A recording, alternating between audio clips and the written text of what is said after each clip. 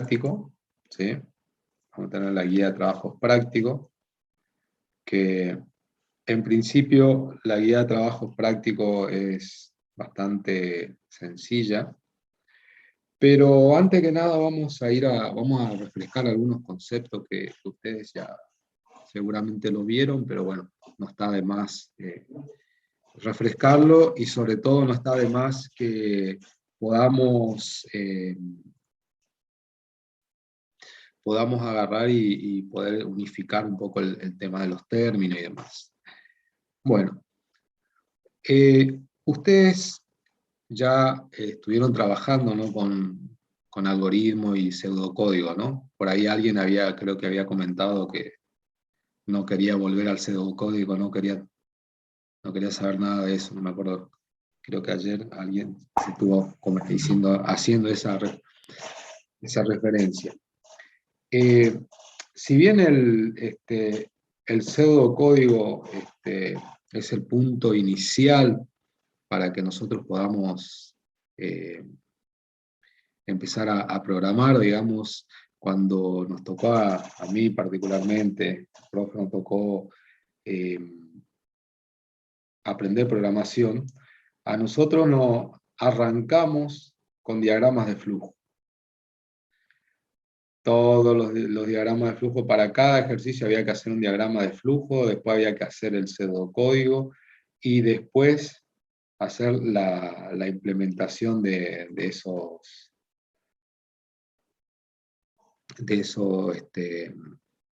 ejercicios, digamos, esos códigos. Hoy nosotros, y de hecho siguiendo por ahí con las prácticas nuevas, vamos a tratar de ir directamente al código en sí, pero vamos por ahí a tomar algunos términos, como por ejemplo, si yo le voy a compartir acá la pantalla y vamos a ver si podemos escribir algunas palabritas, por ejemplo acá. Cuando yo hablo de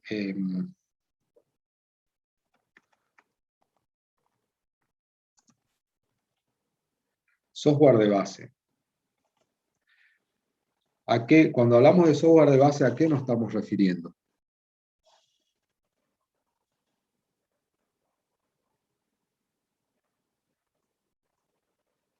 ¿Alguien puede hacer referencia a eso?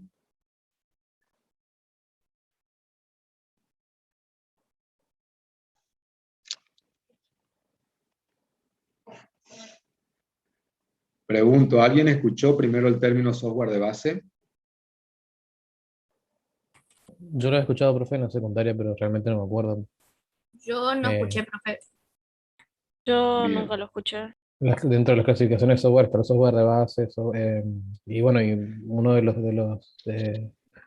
elementos era el sistema operativo, y bueno, por otro lado, pero no recuerdo si correspondía con software de base. Está bien.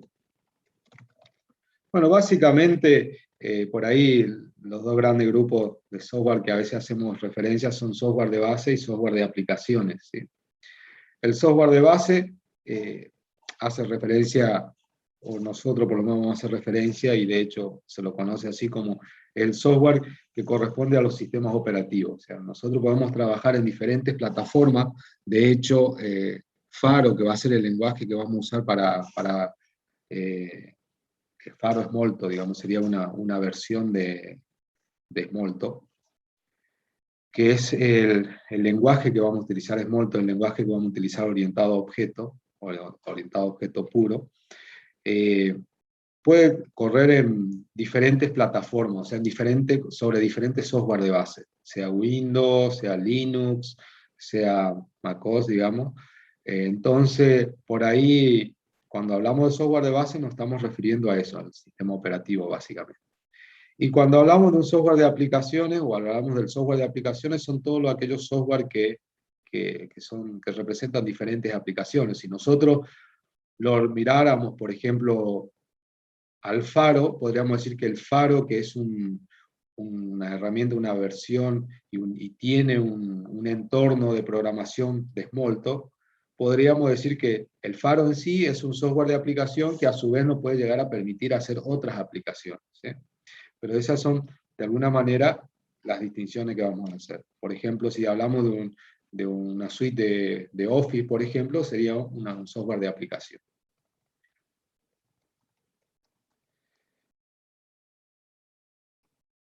Profe, las IDE serían software de aplicación. ¿Cuál? Las IDE. Las IDEs. Y las IDEs son entornos, si hablamos de IDE como entorno de desarrollo, son software de aplicaciones que permiten generar capaz otras aplicaciones. ¿Sí? ¿Queda claro? Sí, profe.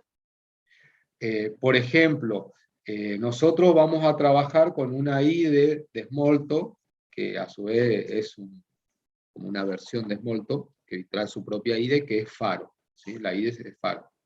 Pero por ahí había otras IDE que es Squid. También ahora hay extensiones para Visual Studio Code de Faro, que podríamos ocupar Visual Studio Code también como entorno, como IDE, digamos, de desarrollo, ¿sí? Pero en definitiva son diferentes entornos de desarrollo para generar aplicación. Bien, y compilador, ¿qué le habían enseñado? ¿Qué le habían dicho de lo que era un compilador?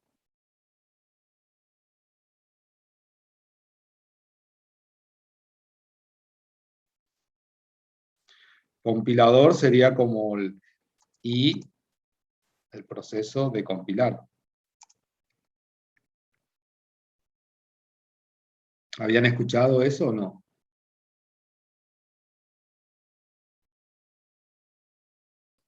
Sería el intermediario entre el usuario y la máquina para poder interpretar o ejecutar un programa, un código.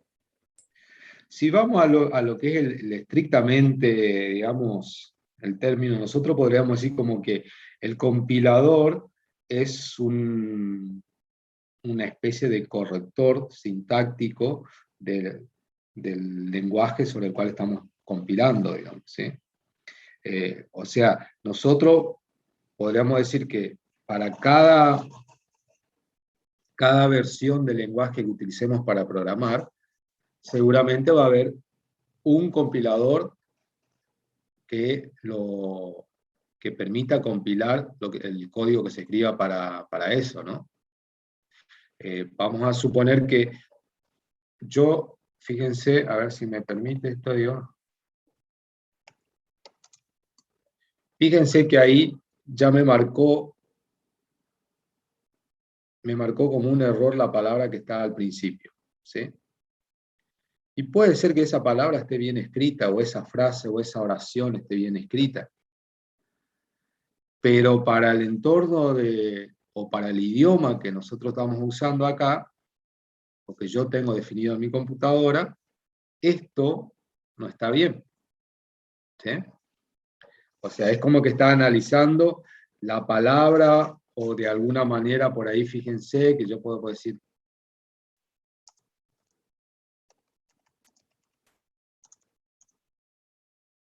y ahí también me marca otro tipo de error, o me marca como una sugerencia de que el punto tendría que ir pegada a la última palabra. Siempre esto en el entorno y en el lenguaje en el que yo estoy trabajando. Lo mismo pasa cuando uno crea código para un lenguaje en particular y después lo pasa a través o lo compila ese código. Lo que le está diciendo de alguna manera es corregime, o fíjate si, o revisá si todo lo que está escrito cumple con las reglas del lenguaje, por decirlo así, ¿sí? Entonces el compilador, lo primero que me va a marcar va a ser, hay un error, o hay más de un error, no necesariamente los errores, y eso a usted le va a pasar ahora cuando estén trabajando, no necesariamente los errores lo marca en el punto exacto de que se produce el error, porque a veces por ahí es un error o es una mala manera de organizar el código, que puede ser que el error esté esperando que haya un cierre más adelante, entonces el error me lo marca varias líneas más abajo, cuando en realidad el error está más arriba, ¿sí? Eso puede suceder, y ustedes cuando estén trabajando, cuando empecemos a trabajar con código, nos vamos a encontrar que van a haber errores, que van a justamente son cuando hagamos el proceso de compilar. Uno de los primeros pasos en el proceso de compilar es que haga un análisis sintáctico de lo que escribimos, o sea, si está bien o está mal, si sigue las reglas del lenguaje, ¿sí? Ahora, no hace ningún tipo de corrección semántica, o sea, no...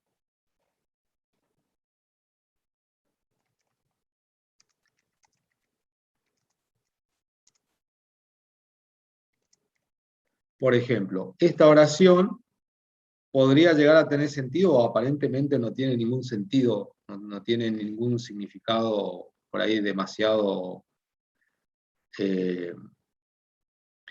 no tenga un demasiado, digamos, esa oración en sí no tenga ningún significado o algo relevante. Y puede ser que sí, y sin embargo, fíjense que no hay un error acá. O sea, ahora si yo por ahí le pongo un 1 acá, puede ser que me marque, o puede que no, esta palabra me la marque como un error, que no la reconozca, ¿sí? Ahí me la marcó como un error, pero simplemente es un error sintáctico, ¿sí? Bueno, y el compilador, o sea, partiendo de ahí, bueno, después, si pasa todo el proceso de compilación y demás, bueno, generará el código objeto que después se va a poder ejecutar y demás, pero bueno, en principio la función del compilador es, es un software, ¿sí? Es un software también, que revisa código que se está queriendo compilar, y me hace de alguna manera un recorrido sintáctico de ese código y me dice si cumple o no cumple con las reglas del lenguaje. Por lo tanto, si hay n lenguajes, lo lógico es que haya n compiladores. Por ahí puede darse el caso que un lenguaje tenga más de una versión de compilador, ¿sí? Por ejemplo, de C puede haber más de un compilador. Entonces, eso también puede darse, pero en principio, si tengo n lenguajes, lo más probable es que tenga n compiladores, ¿sí? Uno para cada versión del lenguaje. Bien. Después,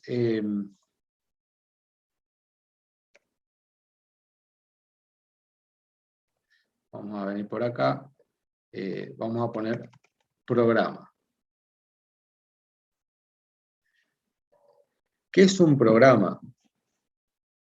Por ahí podríamos venir un poquito más adelante acá y decir qué es un algoritmo, ¿sí? Un algoritmo tiene inicio y tiene fin, son un conjunto de pasos, podríamos decir. Podríamos decir que el algoritmo se puede escribir en pseudocódigo, ¿sí? Pero desde el algoritmo, cuando nosotros hacemos una implementación en algún lenguaje, ¿sí? Cuando nosotros del algoritmo partimos, hacemos una implementación. Implementar, ¿qué significa? Sería algo así como decir, bueno, este código que está escrito en pseudocódigo, implementarlo en un lenguaje, ¿sí? ¿En qué lenguaje? Y bueno, eso va a depender, después vamos a llegar a ese punto, pero va a depender el contexto, bueno, en qué estemos trabajando, pero vamos a suponer que nosotros trabajamos en un lenguaje A, entonces implementar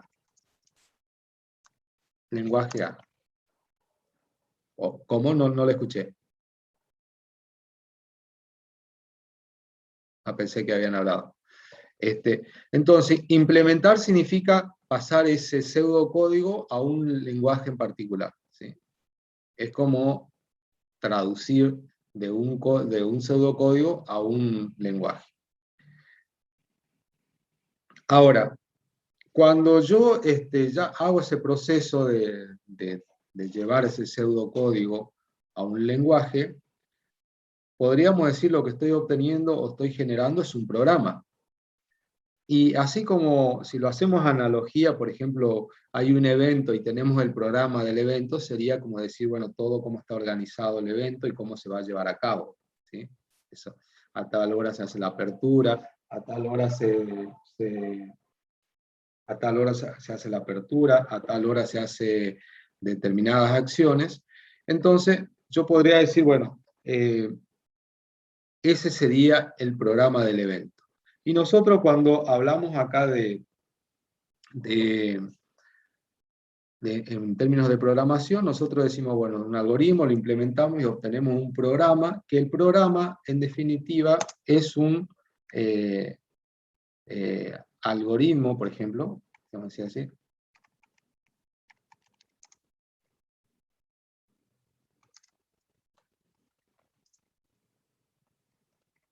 Algoritmo en un lenguaje específico, y es texto, ¿sí? Es texto puro, vamos a ponerlo así, ¿sí?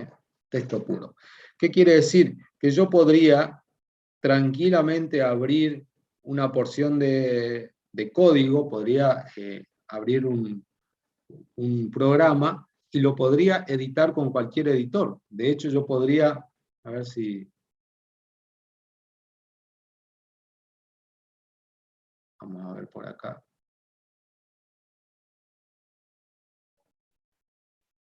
Vamos a pegar acá. Por ejemplo, yo podría decir, bueno, esto que está acá, esta es una porción de código que está escrito en un lenguaje y por ende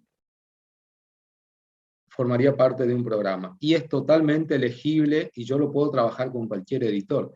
Entonces, por ahí, cuando una de sus compañeras habló del IDE, el IDE sería como un entorno especializado o que tiene una serie de herramientas, de tools, que me permiten a mí desarrollar código e interactuar con diferentes herramientas, como por ejemplo, que me vaya haciendo la corrección mientras voy escribiendo, que me vaya resaltando las palabras reservadas, que me vaya identando de manera automática cuando abro una llave o cierro una llave.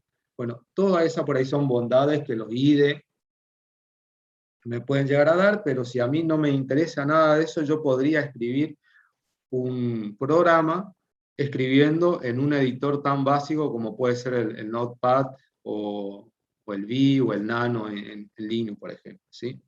Ahora, eso puede llegar a afectar mi productividad, puede llegar a ser,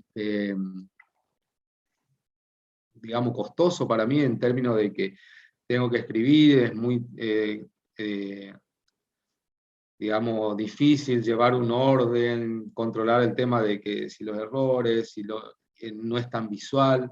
Y bueno, puede ser que sí, pero hay gente que le puede llegar a gustar eso. De hecho, en los primeros tiempos de la programación, los entornos eran simplemente editores que uno escribía y una vez que escribía, guardaba ese programa, guardaba este programa con una extensión que hacía referencia al lenguaje que yo estaba usando, y después por afuera tenía que compilar ese, y si había un error tenía que volver otra vez al entorno donde lo había escrito, revisarlo y así una y otra vez, hasta que se obtenía el producto terminado. Hoy con los entornos de programación, esto es mucho más dinámico, trata de alguna manera de agilizar lo que nosotros hacemos, de agilizar la manera de programar, de controlar, de corregir errores, y de que todo siempre se vaya yendo pasos para adelante y no como por ahí en versiones anteriores o en épocas anteriores, donde se avanzaba, se retrocedía, se avanzaba, se retrocedía, y eso se traducía en productividad, digamos, que era más costoso. Bien. Así como también hablamos de, por ejemplo, del programa, que puede ser, que en definitiva es un algoritmo escrito en un código, ¿sí? Por ende, ese programa no es ni más ni menos que una secuencia de acciones que se van a tener que ejecutar en algún momento. no tiene sentido que yo haga un programa y que lo guarde y que quede ahí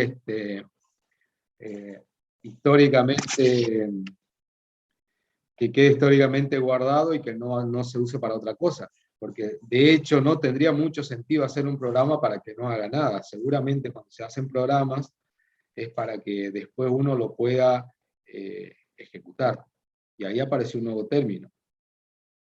Ejecutar un programa.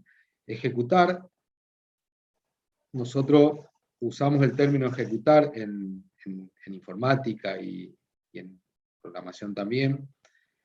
Cada vez que queremos que algún programa empiece a tener vida, empiece a, digamos, decirle al sistema, mira, esta secuencia de pasos yo quiero que vos la reproduzca.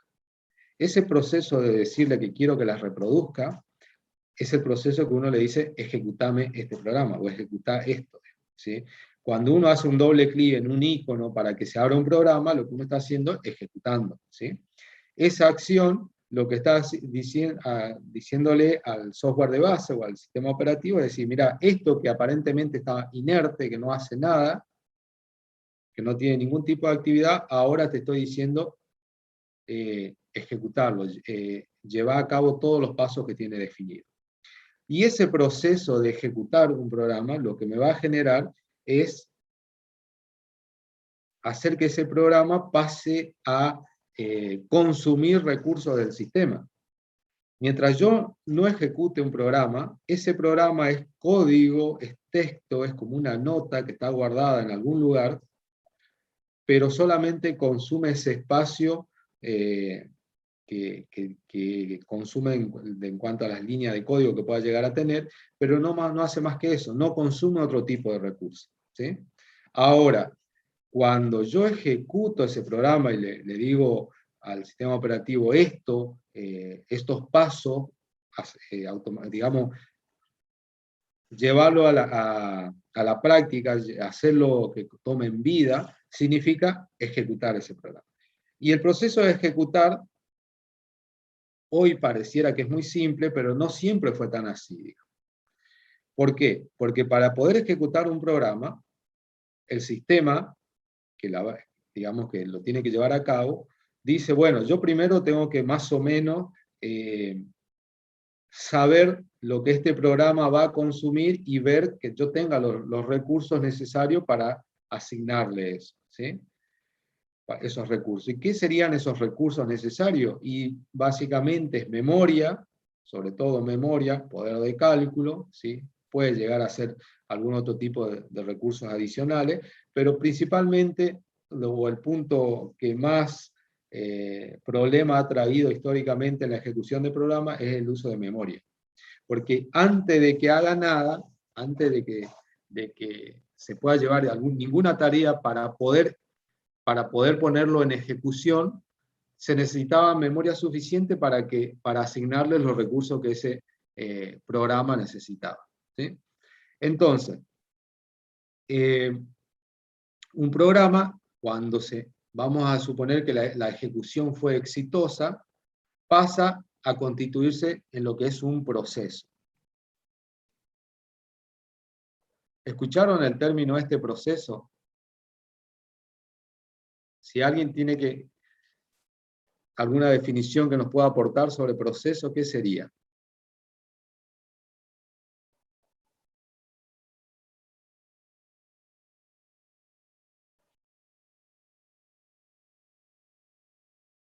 ¿Nadie se anima?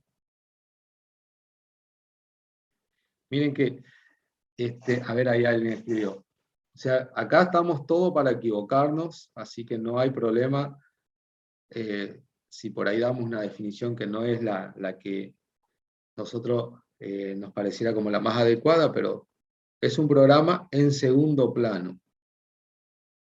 Conjunto de operaciones. Vamos, ¿hay algún otro término por ahí? Otra definición, perdón. Una serie de pasos para llegar a un objetivo, ¿puede ser? Una serie de pasos para llegar a un objetivo. ¿Alguien más? Ya vamos a ir Una un sucesión de mecanismo. etapas. ¿Cómo? Una sucesión de etapas. Una sucesión de etapas. Bien, nosotros habíamos dicho hoy que programa era un algoritmo que lo implementábamos y formábamos un programa y eran un conjunto de acciones o pasos, como ustedes quieran llamarlo, ¿sí? Que ejecuta una sucesión de acciones y no devuelve valor. Bueno, ¿y qué pasa? Fíjense ustedes, si yo tengo un programa que son un conjunto de pasos o de acciones que están, por ejemplo, esto sería parte de un programa, digamos que un programa, y algunas definiciones por ahí más o menos dijeron esto, y sin embargo un proceso es un programa, pero en un estado en particular, un estado especial. Ese estado especial es que es un programa que se está ejecutando, que está en ejecución. ¿Y qué significa que está en ejecución? Que el sistema lo ejecutó, reservó recursos, los recursos que ese programa pedía, y es como que está vivo, digamos, ¿sí? Entonces, yo podría, por ejemplo, a ver si le puedo mostrar acá.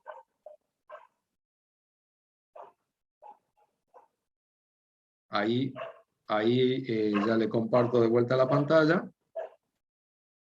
Y acá, por ejemplo, nosotros tenemos en el sistema, en este caso, en el sistema de esta máquina, vemos que hay una serie de aplicaciones. Y todas estas aplicaciones, como dice acá arriba, procesos. Son aplicaciones que se están ejecutando, son programas que se están ejecutando, ¿sí? Si yo, por ejemplo, en algún momento matar alguno de estos procesos, por ejemplo, digo finalizar este proceso, yo lo finalizo y pasa a su estado anterior, que es un recurso que está, es un programa que está, pero que no está consumiendo. Pero cuando está en ejecución, pasa a ser un proceso, consume recursos. ¿Qué consume? Básicamente, consume CPU, consume memoria, consume disco, puede consumir red, ¿sí?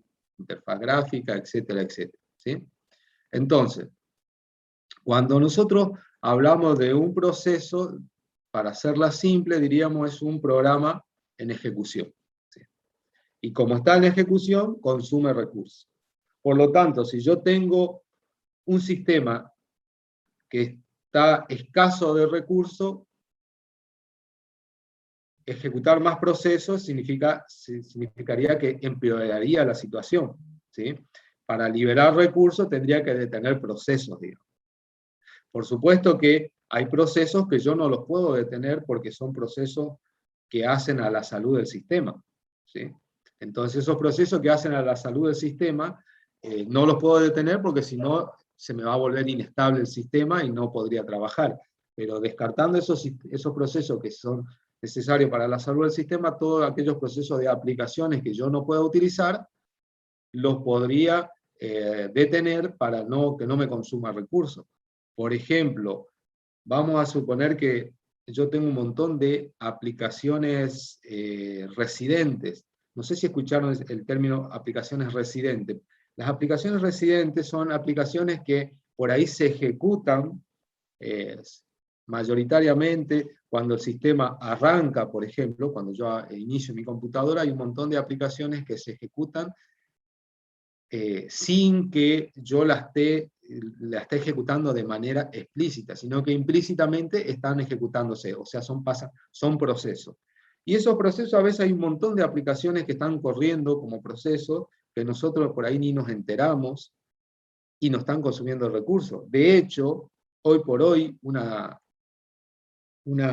característica, podríamos decir, de los virus en particular, es que son procesos que están corriendo y que están consumiendo nuestros recursos, y por ahí a veces nosotros notamos que nuestro sistema funciona lento y demás, y a veces si no miramos y resulta que hay procesos que están corriendo que nunca nosotros le dijimos que funcionen y nos consumen memoria, nos consumen tráfico de internet, o sea, pueden pasar, digamos, ese tipo de cosas.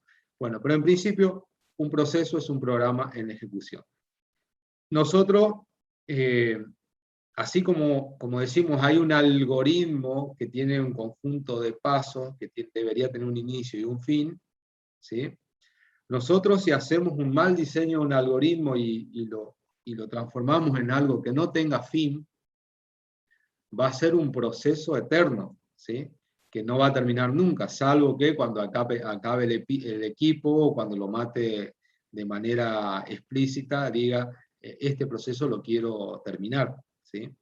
Por ahí, cuando se pasa eso, y cuando usamos estructuras, algunos bucles, no nos damos cuenta y hacemos bucles infinitos, y eso por ahí son procesos que pueden en algunos casos llegar a colapsar el sistema. Si fuera un proceso que por ahí escribe un texto, a lo mejor escribe, pero no eso. Pero a veces por ahí hay procesos que reservan recursos y en cada ciclo de ese bucle infinito reserva recursos, llega un momento que no hay más recursos y el sistema colapsa. Eso por ahí son errores que nosotros cuando estamos programando, cuando ahora trabajemos con la guía, con el ejercicio, tenemos que tener en cuenta de no caer en esos bucles, ¿no? Bien. Bueno. Ahora, eso digamos en términos generales. Y nosotros vamos a trabajar con lenguajes. ¿Sí? Los lenguajes son maneras de escribir algoritmos siguiendo unas reglas especiales que son propias del lenguaje. Entonces, cada lenguaje sería algo así como tener diferentes idiomas y escribir en cada uno de esos idiomas, y a su vez los lenguajes pueden tener variantes que pueden ser como dialectos, podríamos decir, ¿sí? Pero son diferentes maneras más que nada sintácticas. Ahora, los lenguajes también tienen orientaciones, ¿no? O ambientes. Vamos a ponerle ambiente.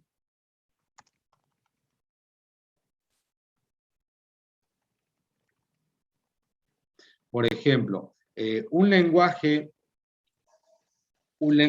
A puede estar o ser óptimo para un tipo de problema. Vamos a poner acá el lenguaje,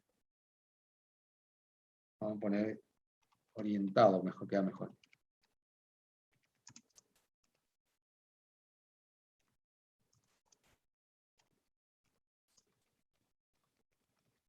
A problemas o problemáticas o problemas o temáticas específicas. Por ejemplo, hay lenguajes que nos permiten trabajar con grandes volúmenes de datos, hay lenguajes que nos permiten trabajar con cálculos específicos, hay lenguajes que nos permiten por ahí trabajar con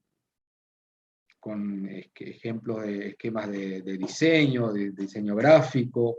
O sea, hay lenguajes que son buenos para trabajar con entornos web, hay lenguajes que son mejores que otros, por ejemplo, para trabajar con frontend o con backend de una página web, sería con la parte que se ve o con la parte que está por detrás.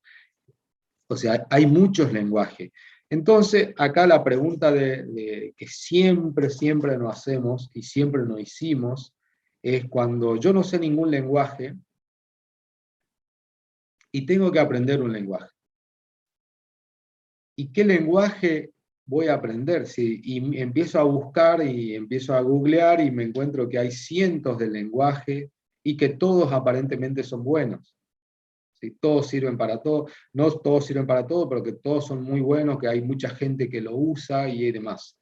Entonces, yo tengo que ahí parar y analizar bien qué es lo que quiero hacer, digamos. Yo quiero programar, me gusta programar, y entonces la respuesta sería, bueno, ¿qué lenguaje uso? No hay un lenguaje que sea específico o mejor, no hay un lenguaje que sea general para todos los problemas, sino que hay lenguajes específicos para determinados tipos de problemas. Y a diferencia de lo que sucedía años atrás, yo podía programar, me podía dedicar al desarrollo, ¿sí? Y con un lenguaje que yo estudiaba, capaz que me resolvía todos los problemas digamos, que yo necesitaba. Me servía para hacer la aplicación y me servía para gestionar los datos de esa aplicación. Y ese lenguaje incluso traía todas las instrucciones para el manejo de datos, porque traía como su propio gestor de datos. Con los años eso fue evolucionando y los lenguajes dejaron por ahí de proveer su propio gestor de datos y dejaron de proveer sus instrucciones específicas para el manejo de datos que eran propios, sino que empezaron a abrirse, a separarse y dijeron, por acá los lenguajes y por este otro lado tenemos los gestores de datos. ¿Sí? Porque puede haber la mayoría de los problemas hoy por hoy manejan muchos datos, volúmenes de datos. Entonces los lenguajes por un lado están lo que hacen específicamente la parte de programación, la parte del desarrollo, pero por otro lado tenemos un gestor de datos que hoy por hoy eso es como que está separado, ¿sí? Entonces, si yo me dedico a programar, tengo que aprender un lenguaje de programación para poder hacer el desarrollo que quiera hacer, pero también seguramente ese lenguaje va a tener bien emparentado, va a tener un cierto parentesco con algún motor de base de datos. ¿Por qué digo un parentesco? Porque hay lenguajes que se llevan mejor con un entorno de datos y hay lenguajes que se llevan mejor con otro gestor de datos, perdón, no entorno, gestor de datos, ¿sí? Ahora, ¿se puede dar que yo tenga un lenguaje y ese lenguaje me permita trabajar diferentes gestores de datos? Sí, ¿sí? O sea que hoy se puede dar que hay un lenguaje A que puede trabajar con el gestor de datos B, C y D, ¿sí? Con 3 gestores diferentes. Eso es muy común. Entonces ahí ya tenemos una separación. Yo puedo tener gente que se dedique a programar y que sea muy bueno programando, pero también puedo tener gente que sea muy bueno gestionando datos, ¿sí? Sobre los gestores de datos. Esos gestores de datos, en la jerga, los llamamos o decimos simplemente motores de base de datos, ¿sí? Motores de base de datos, genéricamente hablando, ¿no? Entonces yo puedo manejar un lenguaje y manejar un motor. Lo ideal sería que yo me dedique al lenguaje y que al motor se dedique otro, pero muchas veces eso no sucede, tengo que hacer las dos cosas, digamos, ¿sí? Ahora, como le decía anteriormente, yo con un lenguaje resolvía todo. Hoy con un lenguaje resuelvo una parte del problema, ¿sí? Porque, por ejemplo, hay gente acá en el grupo, en el curso, perdón, que trabaja en desarrollo, que esté haciendo algún tipo de desarrollo, que haya trabajado con algún lenguaje.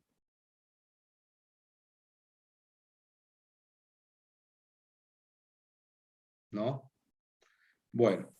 Me imagino que alguno habrá hecho C, por ejemplo, no sé. En el ámbito académico también vale, ¿eh? Asumo yo que todos habrán hecho laboratorio, digamos, en En algoritmo. en el informatorio estamos trabajando con Python y SQL. Te dejo Bien, un minutito, perfecto. Fede. Sí, sí, perfecto. Bien. Bueno, veo que hay gente del info, así que interesante, ¿eh? ¿Alguien más? Por ahí a nivel de hobby, por lo menos, decir, ¿qué es esto? Y se puso a investigar y hizo algunos par de código, por lo menos. Bueno, el profe preguntó, bueno, JavaScript, ¿no? El profe preguntó si alguien HTML, labura, digamos, JavaScript. como desarrollador, por ejemplo. Podría ser desarrollando una web, Sí, HTML, sí, sí. JavaScript.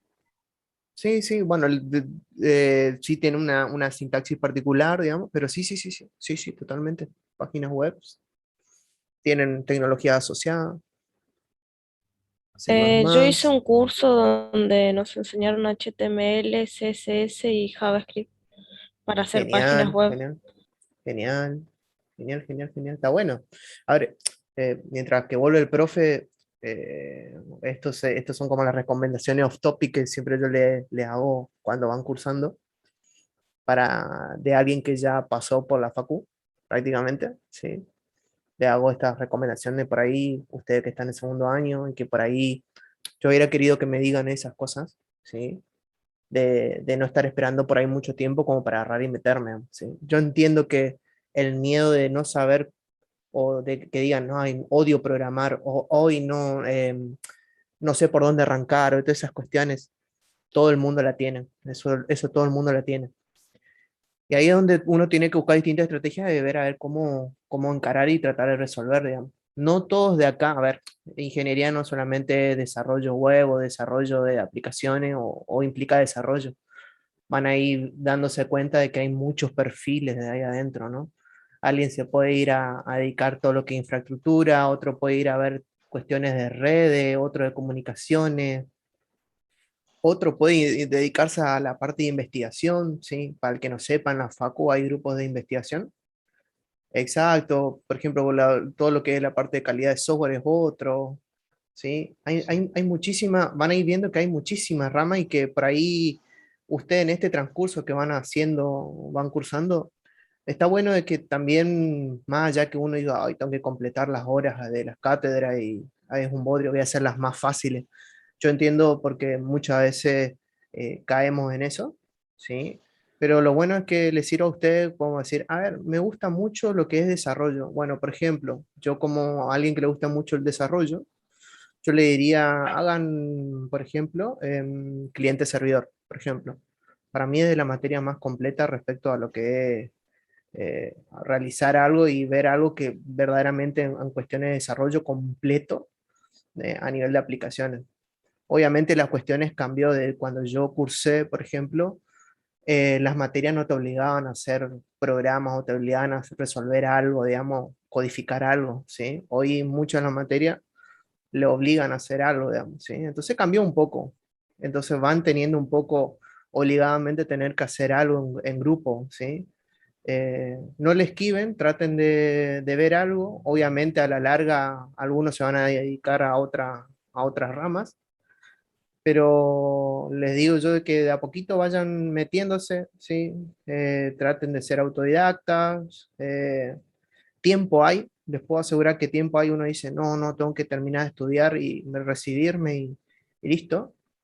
Yo le doy como consejo de que aprovechen, ¿no? Se puede estudiar y se puede elaborar. Y por ahí, no 8 horas, pero por ahí se puede hacer alguna 4 horas, un part-time, o hacer, o decir, bueno, voy a ir a un grupo de investigación, a aprender un poco más, o sea, tener un poco de interacción de afuera, ¿sí? Y van a ver de que le vas a servir muchísimo. Así como hay algunos chicos acá que ya están metidos en el info, está genial eso. Otros pueden empezar a hacer cursos de algo en particular, pero no se queden solamente con lo que le dan la Facu. La Facu le da como una especie de lineamientos, marca muchísimo en el nivel del mercado, a alguien que viene estudiando una carrera de grado, a alguien que aprendió de forma autodidacta, ¿sí? Se nota muchísimo. Pero como consejo, digamos, ustedes que están en segundo año, aprovechen eso, aprovechen las becas de investigación y servicio que hay ahí en la Facu, eh, hagan cursitos o por ahí, júntense entre ustedes, si a alguien le gusta desarrollar o algo, una temática, y háganlo, vayan teniendo un poquito de experiencia, digamos. Entonces, cuando ustedes lleguen a quinto año, les digo yo que teniendo título en mano y no sabiendo hacer nada, es un poquito complicado. Es como, ok, tenés un título, pero ¿y qué sabes hacer? Digamos, a la empresa le importa lo que vos sepas hacer, ¿sí? Y que esa es una recomendación off topic, que está la segunda creo que le hago, digamos. Creo que el profe Bueno, ya volvió. sí, estaba esperando, escuchando. Ahí está. Bueno, como le decía, entonces la pregunta que siempre y cada vez más difícil de respondernos es eh, a qué lenguaje me voy a dedicar, digamos, con cuál va a ser mi lenguaje de cabecera. Y tiene mucho que ver, digamos, en qué me quiero orientar, digamos. Hay gente que por ahí se puede llegar a orientar específicamente a manejar grandes volúmenes de datos, interactuar con motores de base de datos, y bueno, seguramente trabaje con algún lenguaje que sea adecuado para ese entorno, pero por ahí puede haber otra gente que quiera trabajar por acá pusieron páginas web con JavaScript, y bueno, y lastimosamente las páginas, el que se quiera dedicar al entorno web, JavaScript es una parte, digamos, es un lenguaje que tengo que aprender o que seguramente voy a necesitar, pero no es el único lenguaje, digamos, ¿no? Entonces es como que voy a estar obligado, y hoy el entorno me dice que voy a estar obligado a aprender más de un lenguaje. Por ahí el mix de lenguaje o ese conjunto de lenguaje que voy a ocupar va a depender del entorno que tenga que trabajar. Por ahí hay gente que diga, no, a mí me interesa toda la parte de infraestructura. Me interesa, la infraestructura sería trabajar con servidores, por ahí con ambientes de redes, porque si bien todos los sistemas, las aplicaciones funcionan en un servidor, también hay gente que se dedica a mantener eso. Así como hay gente que se dedica a producir software y que ese software pueda ser de utilidad, hay gente que se dedica a armar los entornos y mantener los entornos para que ese software corra, digamos, ¿no? Y esa gente que se dedica al entorno de infraestructura, por ahí trabaja con lenguaje específico para hacer tareas de automatización en entornos de infraestructura, que es otro tipo de lenguaje, ¿no? Entonces, digamos que aprender a programar nos va a abrir mucho la cabeza para después ver qué lenguaje elegimos y seguir continuando con eso, ¿sí? Pero digamos que es la programación y lo que podamos lograr acá en el curso va a ser el puntapié inicial para ustedes después ser expertos quizás en algún lenguaje más adelante. Ahora, por ahí el tema del lenguaje, ¿cuál es la parte ingrata de todo esto? Es que yo me tengo que dedicar, una curva de aprendizaje donde yo tengo que invertir mucho tiempo, y el tiempo, si lo traducimos, es dinero, hoy ya no lo miramos tanto como decir, bueno, tengo que comprar un libro, porque digamos como que los libros en informática, si bien existen, pero ya no tanto en papel, porque también se desactualizan muy rápido, entonces, pero sí tengo que invertir mucho tiempo en el aprendizaje, ¿sí? Y lo ingrato es porque cuando invertí mucho tiempo en el aprendizaje, aprendí mucho un lenguaje, y por ahí muchas veces me cambian el arco, me sacan el lenguaje y estoy obligado a aprender otro. Y ese aprender otro lenguaje tengo que volver a hacer el mismo ejercicio, volver a estudiar, hacer la curva de aprendizaje para poder volver a trabajar con ese nuevo lenguaje. Y así sucesivamente. En los años que yo estoy en la informática, desde que empecé a conocer todo esto, he visto pasar varios lenguajes y he visto que hubo lenguajes que tuvieron su época de oro y que hoy no existen, que hoy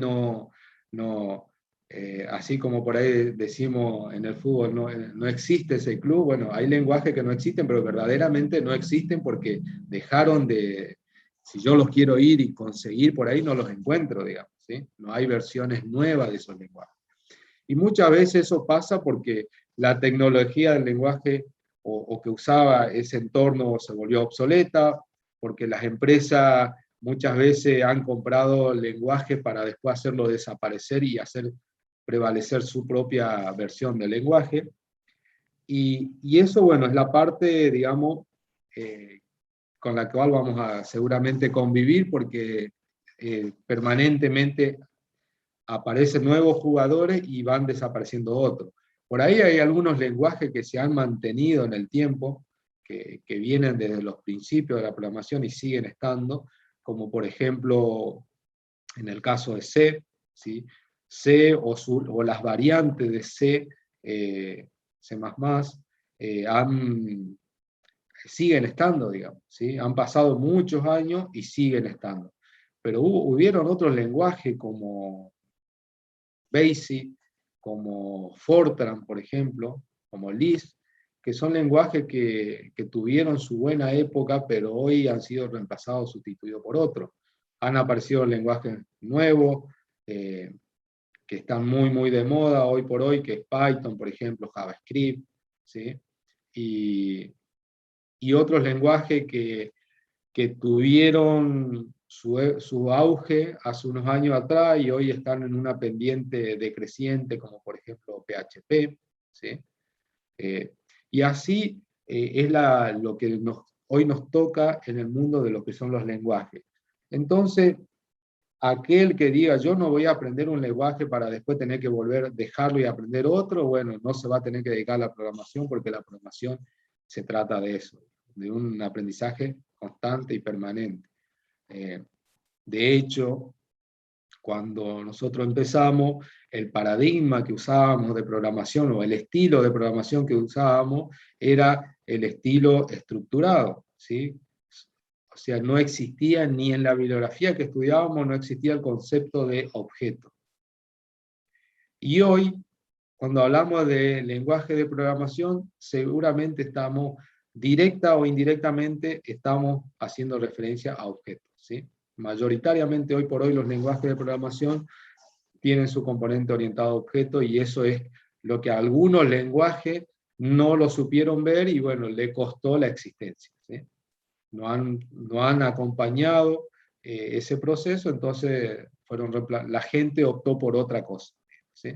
Porque evidentemente ese paradigma orientado a objetos debe tener, vamos a suponer así, debe tener alguna bondad, algo que lo hace especial y que hoy la gente que programe quiera programar en eso, digamos, quiera desarrollar en eso, ¿sí? Bien, preguntas hasta acá, chicos, algo que haya quedado pendiente, que quieran, digamos, consultar.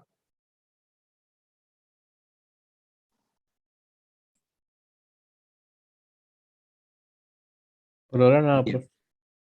Por ahora No, no, profe. bueno. Bueno, está. Entonces, ahora, ¿cómo yo resuelvo? Porque eso quiero, digamos, que hacer un poco de hincapié en eso. ¿Cómo resuelvo la pregunta de qué lenguaje utilizar? Y eso mucho tiene que ver, como le decía, a qué me voy a dedicar, tiene que ver, ustedes tienen que ver, digamos, la comunidad que existe de ese lenguaje, porque si usted por ahí dice un lenguaje que a mí me gusta, me resulta fácil, pero vemos que no tiene casi actividad, ¿sí? No hay una comunidad que lo practique, que lo reviva, y entonces seguramente no sea una buena elección, ¿no? No sea una buena Disculpe, profe, elección. usted había dicho que Python y JavaScript se siguen ocupando, ¿no? Eso son bastante Sí, sí, usados. sí, Bueno, sí. porque me descargué unos cuantos libros para las vacaciones y nadie hace que quiera aprender lenguaje ya no se ocupa. Sí, no, Python hoy por hoy podríamos decir que es el lenguaje estrella, digamos, en este momento, ¿sí? Uno de los más utilizados. Por ahí, digamos que también hablaron acá un término de calidad de software. Por ahí hay algunos lenguajes que son más permisivos que otros, que permiten generar un código sin tantas restricciones, y otros lenguajes son un poco más restrictivos. Hay gente que son muy puristas en cuanto al tema de la calidad del código y dicen, bueno, a mí me gusta que el código sea ordenado, que sea bastante claro, digamos. Y hay otros que dicen, no, a mí yo quiero programar y que ande y no me preocupa mucho digamos, la característica en sí, digamos, no, por ahí a veces hay que pensar mucho cuando uno escribe código, cuando uno programa y desarrollo, en el día después. En el día después es como cuando, vamos a suponer, en una casa hubo un electricista que hizo toda la instalación eléctrica, pasaron los años y después el electricista que viene a arreglar no es el mismo, y no entiende por dónde empezar, no sabe cómo está armado. ¿Por qué? Porque el que hizo anteriormente a lo mejor nunca dejó nada escrito, no dejó ninguna referencia, porque no pensó en el día después, digamos, sea él o sea otro. Cuando nosotros desarrollamos código, el día después es todo lo que vamos a necesitar hacerle a ese código en algún momento, o sea, mantenerlo, corregir errores, pero si eso es todo muy confuso y es muy, digamos, por ahí no es autorreferencial, no, es muy intrincado todo, es malo para aquel que lo desarrolló y peor aún para el que lo tiene que venir y analizar o corregir o mantener, digamos, ¿sí? Que bueno, todas esas también son cuestiones que algunos lenguajes son un poco más duros que otros en ese sentido y ofrecen maneras diferentes por ahí de hacer el mismo código. Pero sí, Python es hoy el lenguaje más utilizado, JavaScript también es un lenguaje más utilizado, digamos, eh, para todo lo que tenga que ver con entornos web y demás. Y así puedo necesitar otros lenguajes, por ejemplo, que a veces por ahí se lo subestima, pero el lenguaje para manejo de datos como SQL, que si bien es un estándar, una forma de manejar datos, también es tan importante como los lenguajes que uno puede utilizar para desarrollar, ¿no? Pero bueno, bien. Ahora le vamos a mostrar un poquito el tema de el entorno donde nosotros vamos a trabajar. Voy a dejar de compartir. Nosotros vamos a trabajar con Faro, ¿sí? Faro Smalltalk. Estoy buscando a ver si puedo...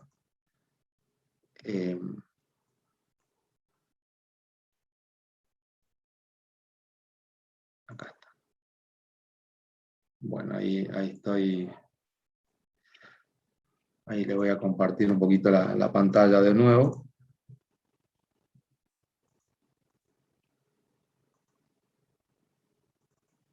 Bueno, esta es la página oficial de Faro, Faro Smalltalk. Nosotros anteriormente trabajamos también con otra versión de Smalltalk, pero también ya no nos quedó obsoleto. Por ahí teníamos problemas, como era una versión en 16 bits, trabajarla en 32 podíamos, pero en 64 ya se complicó. Y bueno, tenemos la versión libre de Faro, Faro ORG, que es el sitio web donde está la documentación y está el IDE que podemos bajar. Acá está el launcher, que es para digamos, que dispara la imagen. Y tenemos acá, por ejemplo, para diferentes plataformas, que se lo puede bajar. Acá tienen las diferentes distribuciones de Linux donde puede correr, en el caso que sea Linux, los comandos que hay que utilizar en bash, ¿sí? Y en el caso de, bueno, acá están las versiones standalone, serían las versiones que yo instalo, digamos que son instalables, que funcionan localmente, ¿no? Bueno, anda dando vuelta la versión 9. Nosotros ya de 7 ocupamos el año pasado, Fede, o 8, Sí, no me con la acuerdo. 7. Con Con la la 7. 7. ¿Sí? Por ahí, las particularidades que pasan. El año pasado, por ejemplo, estaba en la 8 y todavía no era estable. Y cuando habíamos arrancado, después en el transcurso del cuatrimestre, quedó estable la 8, pero a ver, para lo que ustedes van a ocupar, en lo que van a necesitar, no hay muchas variantes. O sea, después vamos a ir hablando de conceptos que por ahí tienen entre una y otra, que por ahí pueden llegar a cambiar el nombre de los métodos o pueden llegar a aparecer otras clases implementadas, pero Sí. al fin y al cabo lo que ustedes van a ocupar se mantiene, así que eh, en principio nosotros siempre decidimos por alguna versión, entonces sí no hay ningún inconveniente, pero sepan de que si por ejemplo bajan y se instalan la 9 o la 8 o la 6, seguramente pueden llegar a tener alguna mínima diferencia, digamos, ¿sí? Antes, en otros años, trabajamos con la 6, digamos, por ejemplo. El año pasado trabajamos con la 7. Bueno, miren, por ahí pueden trabajar con un launcher, o también, por ejemplo, nosotros se puede trabajar con el launcher, o se baja por ahí la versión de Faro, por ejemplo, yo podría llegar a bajarme esta versión de Faro, pero en realidad este es como el entorno, podríamos decir, pero el faro en sí, la imagen es esto, digamos, ¿sí?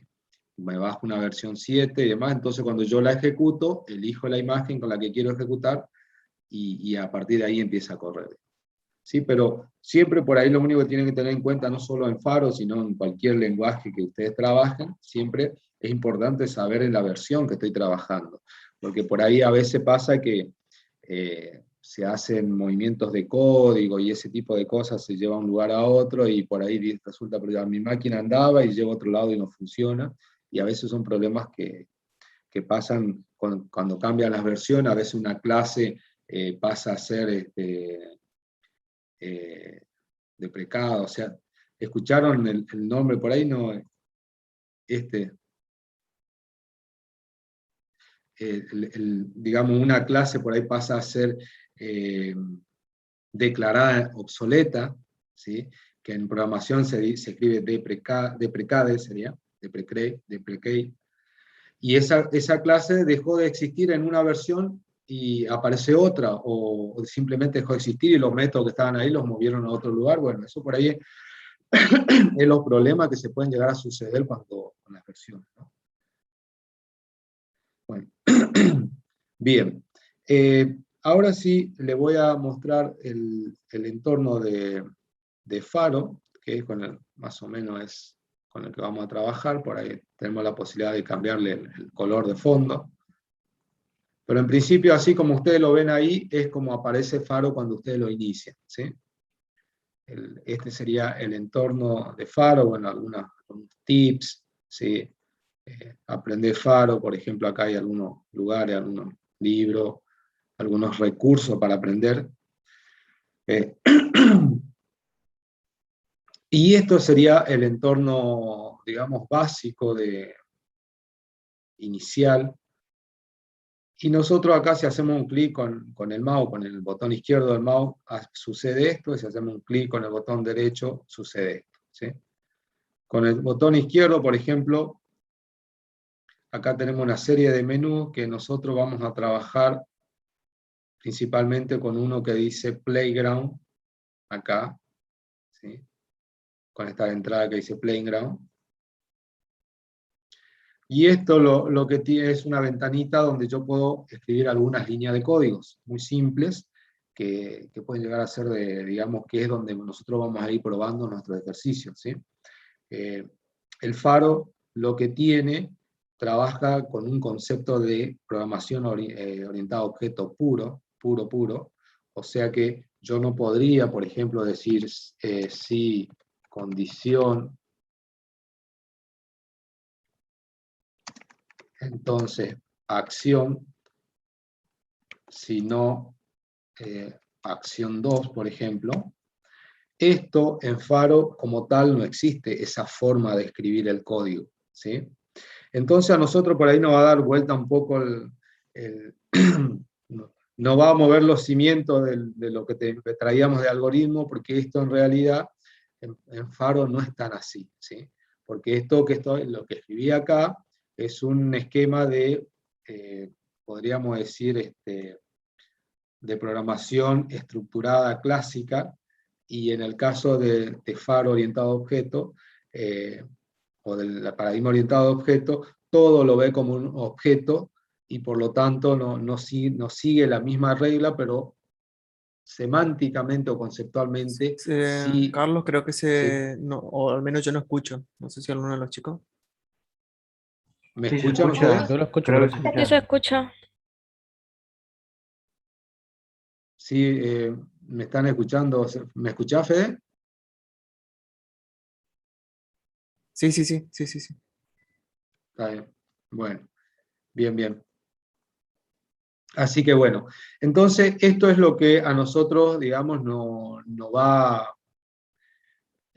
a cambiar un poco, o por ahí nos va a costar entender primero al principio, pero está bueno porque después después para cualquier lenguaje orientado a objeto, el concepto de objeto lo vamos a ver, esperemos que salga bien arraigado de acá, y ustedes ya, para que continúen con otros lenguajes, que de hecho en los lenguajes, en un montón de cosas, se estudia el concepto de orientado a objeto. Por ejemplo, miren,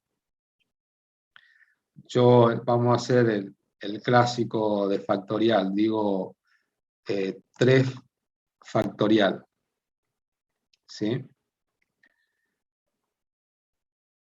A ver, digo bien, sí.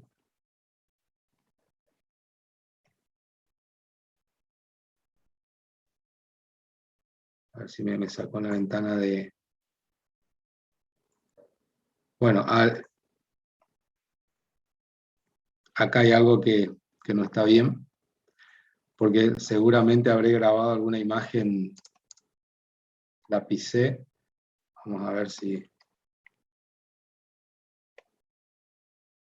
Vamos a poner 3, ¿sí? Y después vamos a poner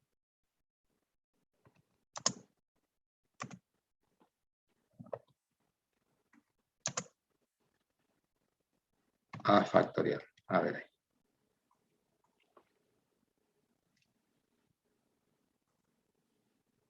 Bueno, evidentemente mi versión no está, no me había dado cuenta de eso. Voy a buscar después otra. Bueno, no sé si vos tenés fe de una versión que esté corriendo bien.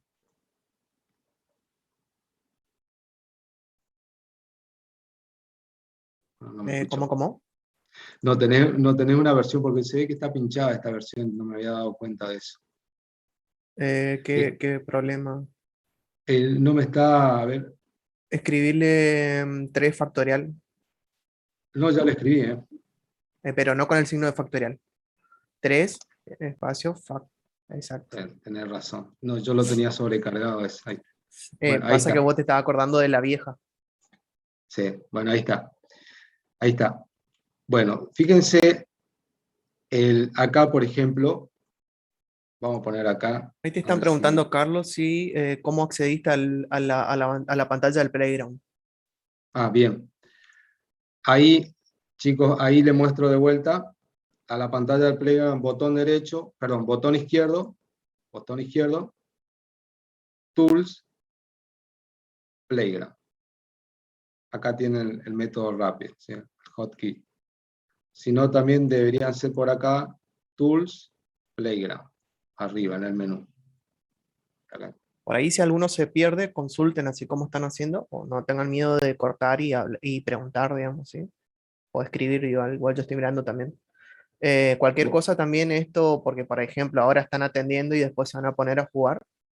En ese link que le pasé, más o menos está explicado de cómo son las pantallas que van a ocupar por ahora.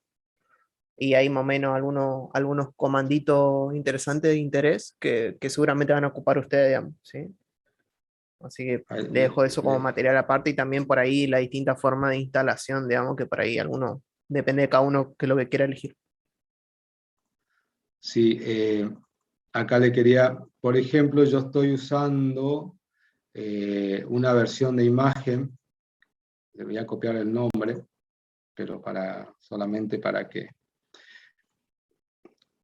Cuando yo, por ejemplo, ejecuto digamos, el launcher del Faro, uso una versión de imagen que es esta, que es un archivo .image, ¿sí?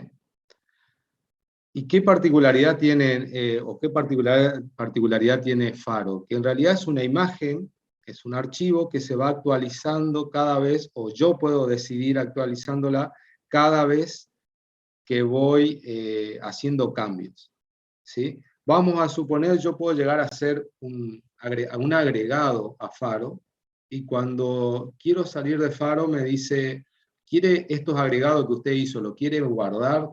¿Quiere agregarlo a como una nueva, para que se sumen a la imagen existente o no, o descartarlo? Y muchas veces pasa que se ve que yo tenía otra imagen donde tenía ese, por ahora digo, sobrecargado ese método, tenía un método con factorial, y bueno, pensé que lo tenía en esta, pero no lo tenía. Esta imagen, digamos, puede ir variando en el tiempo. Esa es la particularidad que tiene Faro, que cada cosa que yo vaya agregando, si yo hice algo mal, que tiene un error, que funciona incorrectamente y decido incorporarlo a la imagen, esa imagen se va a llevar ese error también, ¿sí? Entonces eso es, por ahí siempre es bueno tener un backup de la imagen original por cualquier cosa, para poder recurrir a ella en el caso de que yo guarde una imagen con errores y después la imagen me deje de funcionar. De hecho, nos pasaba mucho en los laboratorios que teníamos versiones de Faro que no nos funcionaban. ¿Por qué? Porque por ahí los chicos guardaban y quedaban guardadas ahí hasta que alguien venía y quería ocupar, resultaba que no andaba. Bien. Fíjense, volviendo al ejemplo del factorial, que yo, por ejemplo, acá tengo por ahora simplemente vamos a hacer una lectura así muy sencilla, que tengo aparentemente un número, pero desde la filosofía de Faro diría que, o de Smalltalk diría que eso es un objeto. El 3S es un objeto, ¿sí? Y a ese objeto yo le envío un mensaje. Por lo tanto, cuando yo le digo ejecutar esto, o evaluar eso, evaluar ese mensaje, toda esa operación, me devuelve un resultado, que en realidad el resultado es lo de menos, lo importante es saber si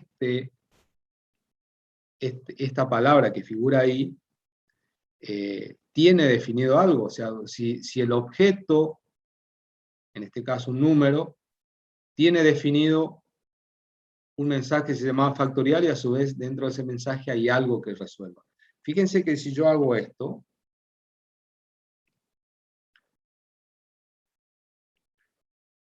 dice, la instancia de small integer no entendió el mensaje, en este caso sería factorial 1. O sea, lo que me está diciendo es, vos me estás pidiendo algo que yo no sé de qué es lo que me estás pidiendo. ¿Sí? Por eso me dice, no entendió. ¿Sí? Digamos, no puede comprender, no puede procesar, no puede hacer lo que le pido porque no lo tiene definido. ¿Sí? Acuérdense que por ahora es una pieza de software que opera en función a lo que conoce y a lo que sabe, pero no tiene manera de inferir algo o suponer algo de lo que nosotros le pedimos, que creemos que lo puede saber y no lo sabe. Trabaja sobre lo que sabe. ¿Sí? En este caso sabe que tiene definido algo para factorial, pero no sabe que tiene definido algo para factorial 1. Entonces, como no sabe, cuando yo le digo, le envío este mensaje, me dice, no lo entiendo, no sé qué me estás pidiendo. ¿Sí? Bueno, básicamente, así trabaja Smalltalk. ¿Qué otra particularidad? Que Smalltalk tiene a cada código que nosotros hagamos, cada archivo con código Smalltalk, cuando se guarda desde el IDE, si nosotros ponemos guardar como, lo va a guardar en la ubicación que nosotros querramos guardar y, por ejemplo, siempre va a ser nombre.st. Con eso, esas son las maneras que tiene Smalltalk de referirse a las extensiones de Smalltalk. Así como otros lenguajes, por ejemplo, los programas escritos en C son .c, o los escritos en Python son .py, por ejemplo. En Smalltalk,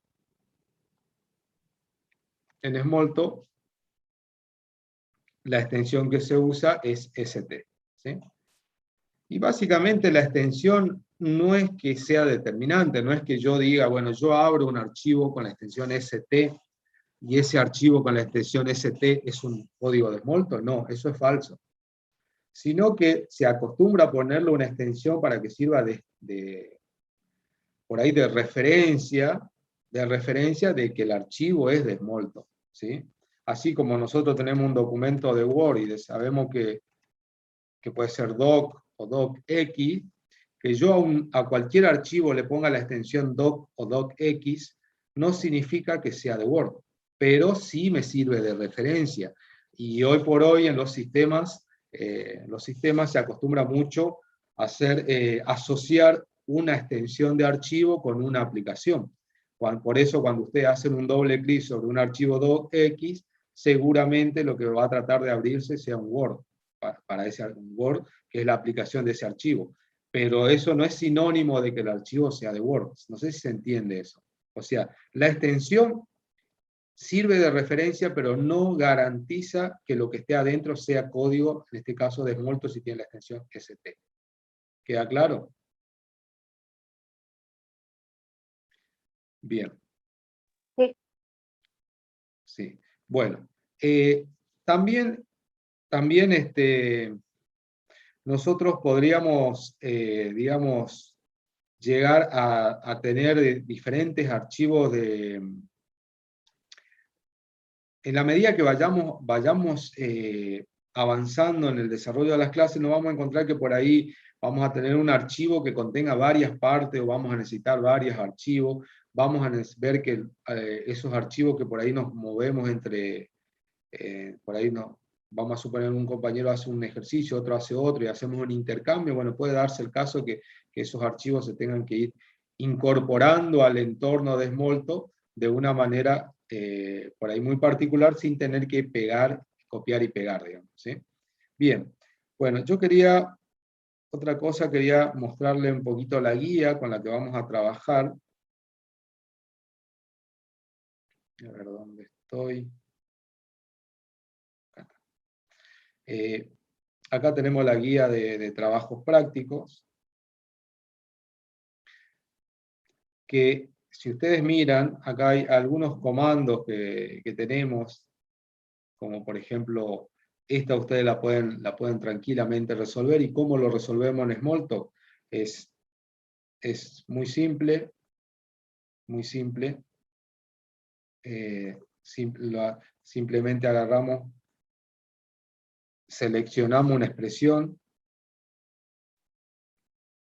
¿sí? Podemos obtener acá, hacer un play acá, o botón derecho dice print in, ¿sí? Tienen acá, o do it, por ejemplo, ¿sí? Ustedes tienen diferentes maneras, por ejemplo, por ahí la que más ilustrativa a la hora de analizar es esto, me devuelve el resultado 11, y me va mostrando un detalle acá, ¿sí? Por ejemplo, fíjense que yo puedo poner algo así como cadena,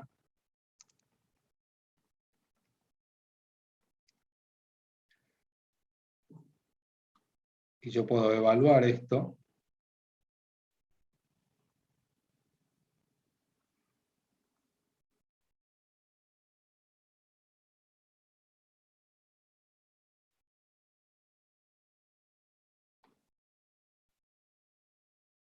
Y me da la longitud de esa cadena, ¿sí?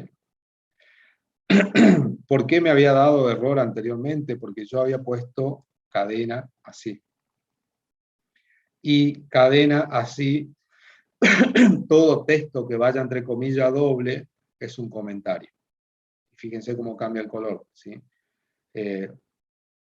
Por ahí en otros lenguajes pasa que es indistinto usar comilla simple o comilla doble. En otros lenguajes dicen, no, la comilla doble es para string, para cadenas, y la comilla simple es para un carácter en particular. En Smalltalk, en el caso de cadena, se utiliza la comilla simple, y en el caso de los comentarios, la comilla doble, ¿sí? Entonces, si yo quiero evaluar todo esto, me escribe el resultado, pero en ningún lado me escribe cadena. Para que vea que cambia, vamos a poner así.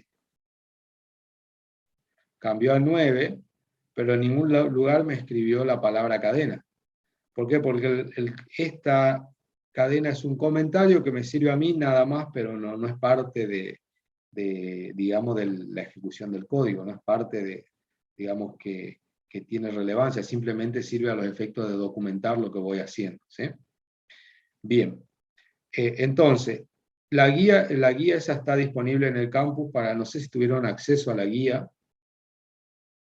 no sé si la pudieron juntarse con esa guía, pero ahí ustedes ya pueden empezar a resolver esos ejercicios de manera muy simple. La manera simple es, como le dije recién, vuelvo a cerrar, botón izquierdo, Tools, Playground, escribo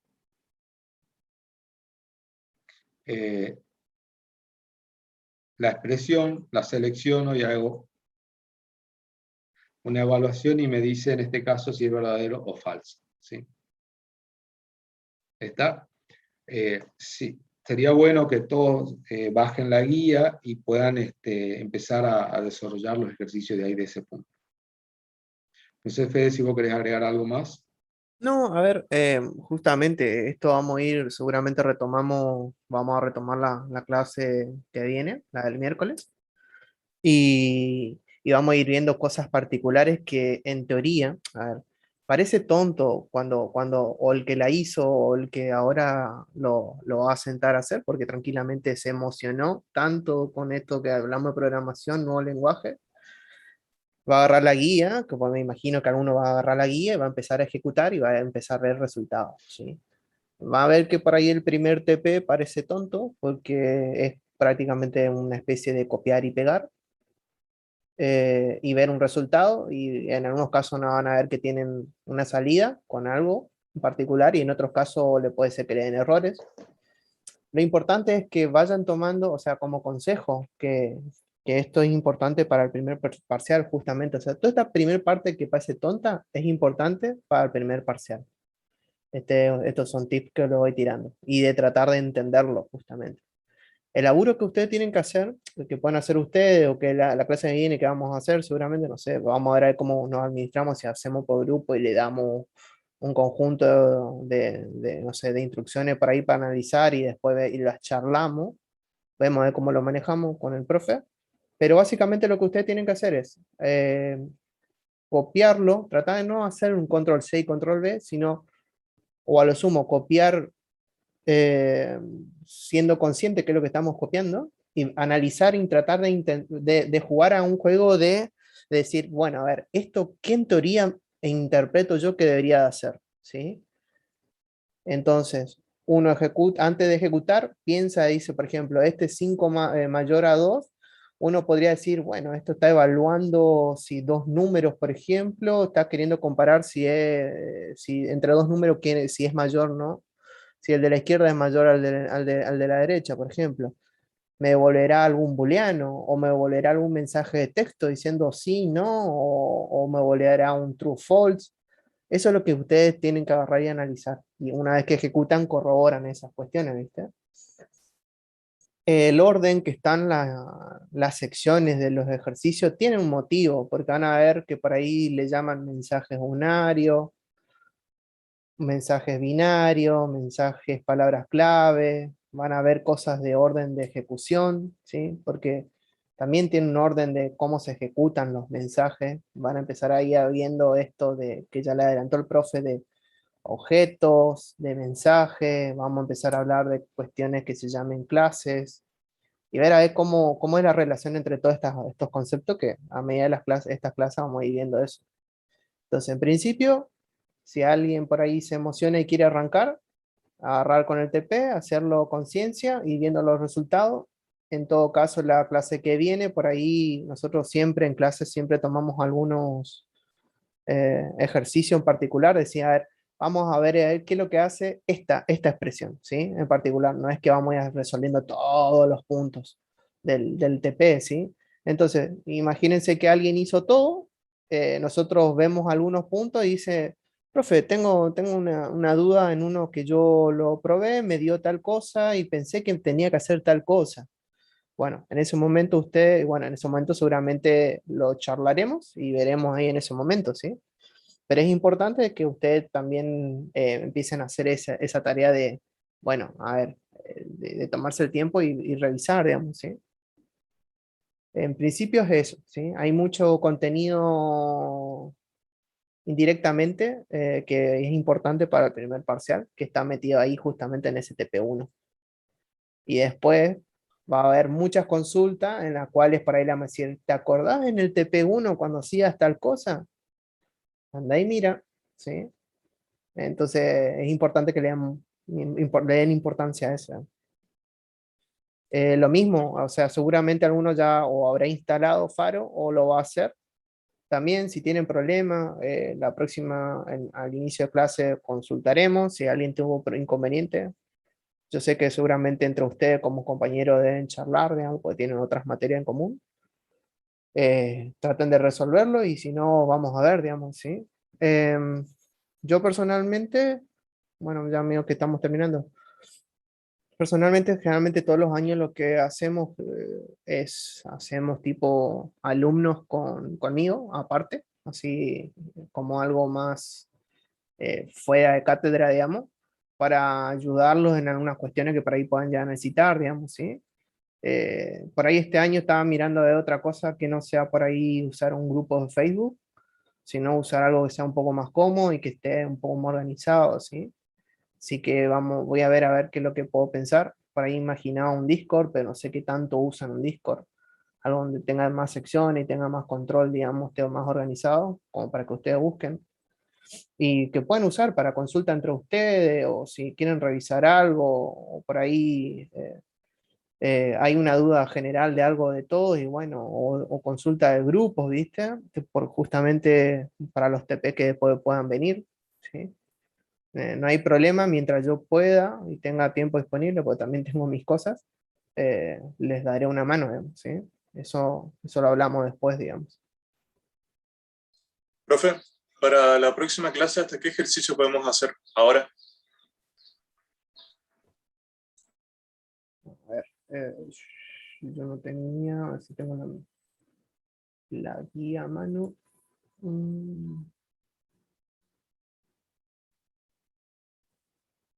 ¿Vos la tenés a mano, Carlos? Sí, vos la tenías. Y mira, Perdón, si tengo ustedes cerrado. están en condiciones, en teoría, como para ir probando y viendo todo el TP1 tranquilamente, ¿sí? Sí, Eh, por lo que estoy viendo ahora, lo pueden verlo tranquilamente. Ahora, que sí, nosotros sí. arranquemos, o sea, si alguno quiere ver hasta, por ejemplo, a ver, mensajes, por Y sí, el ejemplo, primer uno medio que... hasta el 7 si quieren, pueden verlo tranquilamente, porque después empezamos a hablar lo que es concepto de bloque, todo lo que sean expresiones booleanas y después todo lo que sean condicionales o manejo de, ¿cómo se llama? Mensajes iterativos, cuestiones de eso, lo vamos a ir viendo más adelante. Así que yo creo que más o menos con que minimicen y empiecen a ver más o menos hasta el 7 ya estamos, pero tranquilamente pueden verlo todo el TP1 de ir ejecutando y viendo a ver qué duda tienen, digamos, ¿sí? Ok, Bien. profe, Bueno, gracias. bueno, están chicos entonces, si no hay otra pregunta.